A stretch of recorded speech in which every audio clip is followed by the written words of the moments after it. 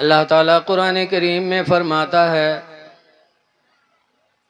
फ़अम्मल यतीम फला तक़हर, ऐ नबी तुम यतीमों को झिड़कना नहीं, यतीम को न झिड़कना, क्योंकि हुजूर यतीम ही पैदा हुए थे। उससे पहली आयत में अल्लाह फरमाता, अलम यजिदका यतीमन फावा, क्या अल्लाह ने तुमको यतीम नहीं पाया? फावा, तो अल्लाह ने अपनी पनाह दे दिया। तो ऐ महबूब तुम यतीम बन के दुनिया में आए हो, इसलिए यतीमों को दुत्कारना नहीं।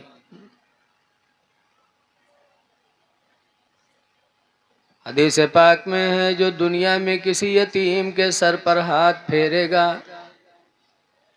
हुजूर फरमाते क़यामत के दिन मेरे वो इतना करीब होगा, इतना करीब होगा कि इन दो उंगलियों का इशारा फरमाकर फरमाते हैं, वशब्बका बैना इस्बईन, सरकार ने दोनों उंगलियों की तस्बीह फरमाई, और तस्बीह फरमाने के बाद फरमाते हैं, जैसे इन दो उंगलियों के बीच में कोई तीसरी चीज नहीं है, ऐसे मेरे और उसके बीच में क़यामत के दिन कोई तीसरी चीज नहीं होगी। बेशक वो हमसे इतना करीब होगा। सीटी ने बोले तो भैया बहुत अच्छा बाजा बोल रहा, उसमें कुछ न करो अल्लाह के वास्ते, बहुत अच्छा बोल रहा है तो इसको अपनी हालत पे रहने दो। आज यतीम हो जाता कोई तो चाचा लोग बड़ा फायदा उठाते, अपने बच्चों को तो अच्छे स्कूल में पढ़वाते और अपने यतीम बच्चे से अपने घर का काम कराते। 10 बीघा इनके जमीन, 10 बीघा उके, वो अकेले खाते, घर भर मिलके खाते, और अल्लाह भी की तो इनके मालिक हो जाते। कुरान करीम में अल्लज़ीना याकुलूना अम्वालल यतामा, कि वो लोग जो यतीमों का माल दुनिया में खाते हैं, वो माल नहीं खाते बल्कि वो आग खाते हैं। बेशक यतीम को दुत्कारो ना। वअम्मा अस्साइल फला तन्हर, और ऐ महबूब मांगने वाले को भी झिड़को ना। मांगने वाला आए तो उसको झिड़को ना, इसलिए कि अल्लाह ताला अपने बंदों को दौलत देकर उनका इम्तिहान लेता है। गौसे पाक फरमाते थे और फरमाया है कि अल्लाह ताला कभी अपने बंदों का इम्तिहान लेने के लिए किसी फरिश्ते को इंसान की शक्ल में भिखारी बना के अपने बंदे के दरवाजे पे भेजता है। बेशक देखने में तो इंसान लगता है, लेकिन हकीकत में कोई फरिश्ता होता है, हमारे तुम्हारे इम्तिहान के लिए आता है। और जब दरवाजे पर मांगता है तो अल्लाह फरमाता उसे दुत्कारो ना, दे दो। खुदा जाने कौन किस लिबास में मांगने आया है।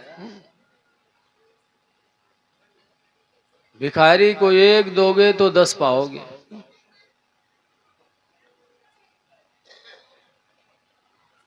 जलसा हो रहा था, मौलाना साहब बयान कर रहे थे, एक आदमी मालदार था लेकिन बहुत बड़ा बखील रहा है, कबू को पैसा नहीं देता रहा है। जब सुने इसके अल्लाह के नाम पर एक देने से 10 मिलता है तो सोचिस यार सबसे बड़ा धंधा तो यही है जो मौलाना बताओ थे यार, अत्ता फायदा कौन तिजारत मने 1 के 10। तो 1 रुपया लिहिस और आवा और कोई पढ़त रहा होगा पकड़ाए दिहिस। अब सुबह घर पर बैठा कुर्सी डाले कि अब भाई 10 के नोट कोई लेके आई, दिन गुजर गया कोई नहीं आवा, 2 दिन गुजर गए, 3 दिन गुजर गए, 10 का नोट कोई लेके नहीं आया उसके पास। इत्तेफाक से उसको 35 हो गई। जब 35 हुई, 35 तो जानते हुई हो पेट बिगड़ जाए, 35 10 तो लोटा लेके बाहर गवा पैखाना करे। तो जब वहाँ पैखाना करे बैठा तो वहाँ देखी से एक बटुआ पड़ा। बटुआ तो आप लोग जानत हुई हो ना, बुढ़वा लोग जानत हुई, कपड़े का बटुआ। पहले तो पर्स चला है, पहले बटुआ चलत रहा है। बटुआ के अंदर जहाँ चुनही धरत रहा है वहीं रुपयो धरत रहा है। पैखाना करने बैठा तो देखा एक बटुआ पड़ा, बटुआ को उठाइस तब उमा खोलिस तो देखी 10 के नोट। तब मौलाना पर बहुत खफा हुआ, कहीं मौलाना तकरीर तो की लेकिन पूरी बात नहीं बताई। ऐसे कह दिया कि 1 दोगे 10 पाओगे, पूरी बात उसे बताना चाहिए। तो गुस्से में पैखाना करके आया और सीधे मौलाना के पास गया। कहा मौलाना मसला बताओ करो तो पूरा पूरा बताओ करो, अधूरा ना बताओ करो। लेकिन क्या हुआ? कहा परसों तकरीर में तुमने कहा था 1 दोगे तो 10 पाओगे। कहा कहाँ तो था। कहा पूरा बताया करो मसला, अधूरा मसला ना बताया करो। कहा पूरा मसला क्या? कहा पूरा बताया करो कि 1 दोगे 35 आएगी तो 10 पाओगे, और तुमने 35 बताया ही नहीं उसमें। ऐसे ऐसे लाखैरा भी चले आते हैं जलसा सुनने। मांगने वाले को कभी दुत्कारो ना, लेकिन कुरान की इस आयत से मसला सोचो कि अल्लाह अपने नबी से कहता है कि मांगने वाले को दुत्कारो ना। पता चला कि मांगना नबी से साबित है कुरान से। जब मांगोगे तभी तो नहीं दुत्कारेंगे। गैर खुदा से मांगना अगर ना जायज़ होता तो अल्लाह ताला अपने नबी से न कहता कि मांगने वाले को दुत्कारा न करो। गैर खुदा से भी मांगा जाता, लेकिन जो लोग कहते हैं गैर खुदा से मांगना नहीं चाहिए, पता नहीं काहे वो अपने मेहरुआ से खाना मांगा था कि खाना ले आओ, पानी ले आओ, वो भी तो गैर खुदा है। तो जिस तरह अपनी औरत से आप सामान मांगते हो, कोई चीज मांगते हो खुदा समझ के नहीं, अल्लाह का बंदा अल्लाह की बंदी समझ के, ऐसे ही हम दूसरों से मांगते हैं खुदा समझ कर नहीं, खुदा का बंदा समझ कर।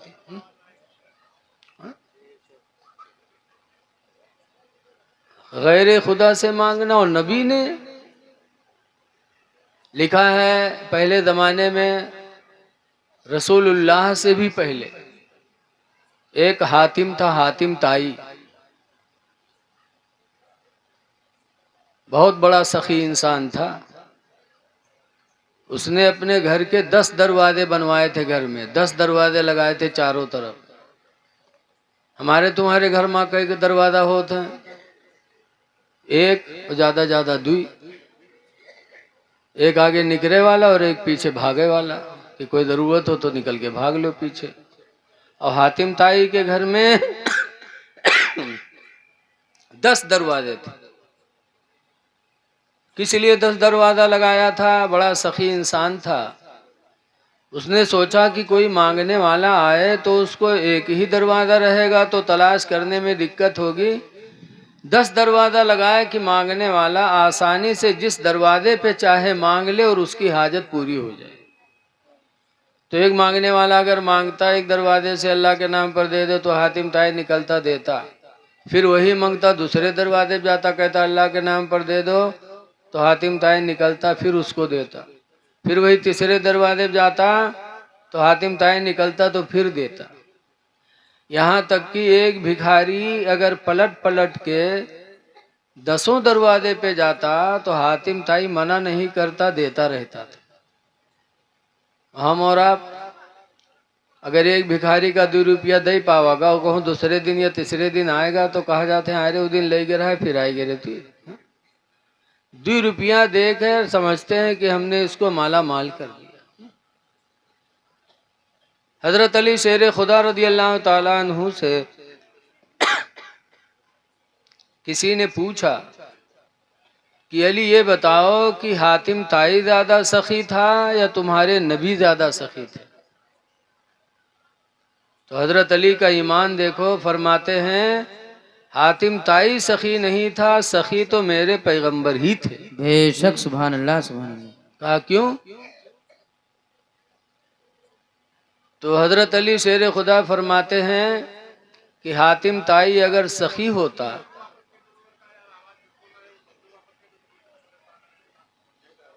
उधर आवाज नहीं जा रही भैया,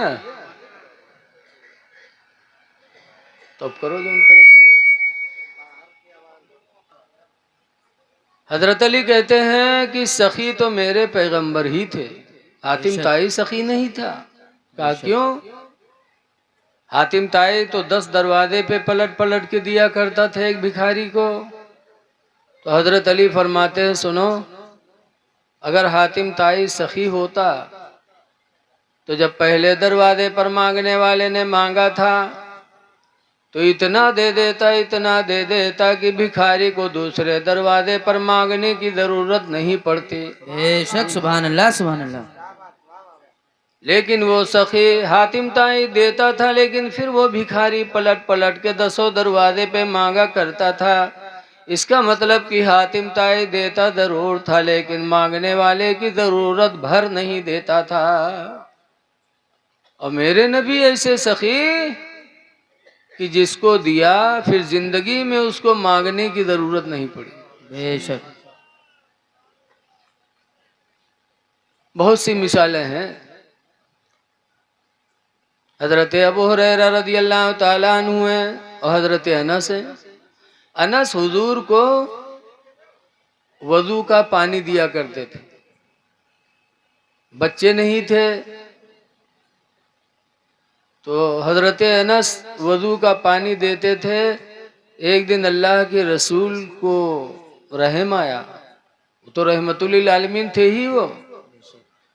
रहम आया और दुआ मांगी कि या अल्लाह अनस को माल और औलाद अता फरमा दे। तो सरकार की दुआ होनी थी कि अनस के घर में तकरीबन 99 बच्चे पैदा हुए। कितने बच्चे पैदा हुए? 99 बच्चे पैदा हुए। और मदीने मुनव्वरा में अनस की जो खजूर की बाग थी, सबकी बागों में साल में 1 मरतबा फल आता था, लेकिन अनस के बाग में साल में 2 मरतबा फल आने लगे। बेशक सुभान अल्लाह। माला माल हो गए अनस। अबू हुरैरा भी गरीब सहाबी थे, हुजूर की खिदमत में थे। सरकार के घर में खजूरों का ढेर लगा था। अबू हुरैरा एक झोली रखते थे, बहुत गरीब थे, कोई देता था तो उसी में डाल लेते थे। हुजूर ने खजूर के ढेर में से हाथ मारा, कहा लो अबू हुरैरा। अबू हुरैरा ने झोली खोली, सरकार ने ऐसे डाल दिया हाथ में। अब कितनी खजूरें आई होंगी ऐसे में? 15-20 बोलो। लेकिन सरकार फरमाते अबू हुरैरा जाओ, इस झोली की खजूरें खुद खाना, अपने घर वालों को खिलाना और अल्लाह के नाम पर सदका भी करते रहना। अबू हुरैरा का बयान है कि उसके बाद मैं वो झोली लेकर के गया, खुद खाता रहा, घर वालों को दे दिया रहा, घर वाले खाते रहे और अल्लाह के नाम पर सदका करता रहा।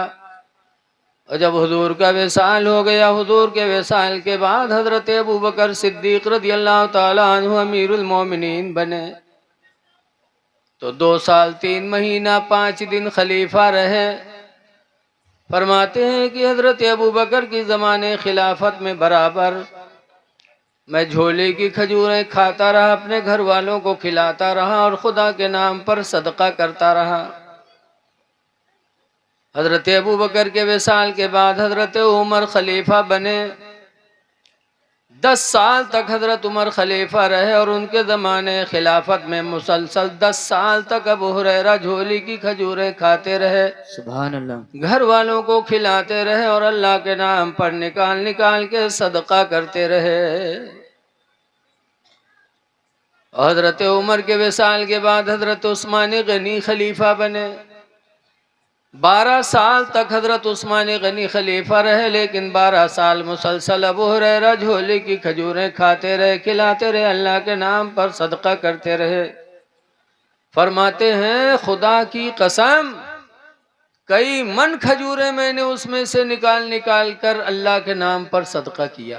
बेशक ये मेरे नबी थे कि अबू हुरैरा गरीब थे और दाता बन गए, देने वाले बन गए। मेरे नबी ने जिसको दिया तो फिर मांगने की जरूरत जिंदगी में उसको नहीं पड़ी। इसीलिए आला हजरत इमाम अहले सुन्नत फरमाते हैं कौन देता है देने को मुँह क्या कहने, माशाअल्लाह। चाहिए। कौन देता है देने को मुँह चाहिए, और देने वाला है सच्चा हमारा नबी। सुभान अल्लाह, सुभान अल्लाह। देने वाला है सच्चा हमारा नबी। तो नबी से फरमाया गया है, नबी मांगने वाले को भगाओ ना। अल्लाह फरमाता व अम्मा बिनिअमति रब्बिका फहद्दिस। ऐ महबूब, अपनी रब की नेमत का चर्चा करो, यानी अल्लाह का शुक्र अदा करो। आज हम अपने बच्चों को वकील नहीं बनाते, और जब कोई मामला होता है तो वकीलों का दामन पकड़ना पड़ता है। बोलो, अब कैसे कैसे वकील मिलते हैं, इंसान को लूट के खा लेते। सब नहीं, कुछ, और इंसान थक करके बैठ जाता है। ऐ लोगों, आज जरूरत है इस बात की कि हमारे बच्चे भी वकील बने, हमारे बच्चे इंजीनियर बने, हमारे बच्चे अधिकारी बने, हमारे बच्चे पुलिस में जाएं। लेकिन कब? जब उस लायक बनेंगे तब तो ना। ऐसा मत सोचो कि भाजपा सरकार है, हमारे बच्चों को नौकरी नहीं मिलेगी। हमारे बच्चे इस लायक ही नहीं है। इस हुकूमत में भी, इस सरकार में भी हम लोगों के पास व्हाट्सएप पे आता रहता है कितने बच्चे ऐसे हुए जो डीएम बन गए मुसलमानों। इस सरकार में भी डीएम बने, पुलिस में दाखिल हुए। हमारे खन्नापुरवा के बगल में मदरिया है, वहां के कई बच्चे पुलिस बन गए, फौज में आ गए और दरोगा भी बन गए, सब मुसलमान। तो उन्होंने मेहनत किया, तालीम हासिल की, तो अल्लाह ताला ने उन्हें वो कामयाबी अता फरमाई। तो आज हम गवर्नमेंट पे तोहमत लगाते हैं कि मुसलमानों को नौकरी नहीं मिलती। मुसलमान पढ़ता ही नहीं, हम अपने बच्चों को पढ़ाते ही नहीं हैं। ऐ लोगों, इल्म एक ऐसी चीज है कि इंसान जब इल्म हासिल करेगा तो कोई भी दौर होगा, उस दौर में इंसान को इज्जत मिलेगी। लेकिन जब हमारे पास वो हथियार ही नहीं है तो हमको वो चीज कहां से मिल सकती है? इसलिए हम नफीस भाई के घर वालों का भी शुक्र अदा करते हैं कि उन्होंने अपने बच्चे को एडवोकेट बनाया। आज कम से कम हमारा कोई मामला होगा तो हमें अच्छी सलाह देंगे, हमें अच्छा मशवरा देंगे, हम दूसरे के पास भटकने से तो बचेंगे।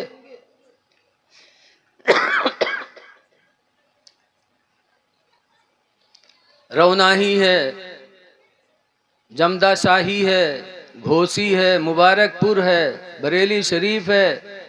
कितने बच्चे ऐसे जो आलिम बन करके और उन्होंने हिंदी अंग्रेजी भी सीखी और इस तरह सीखी कि आज बड़े बड़े ओहदों पर वो फाइज हैं।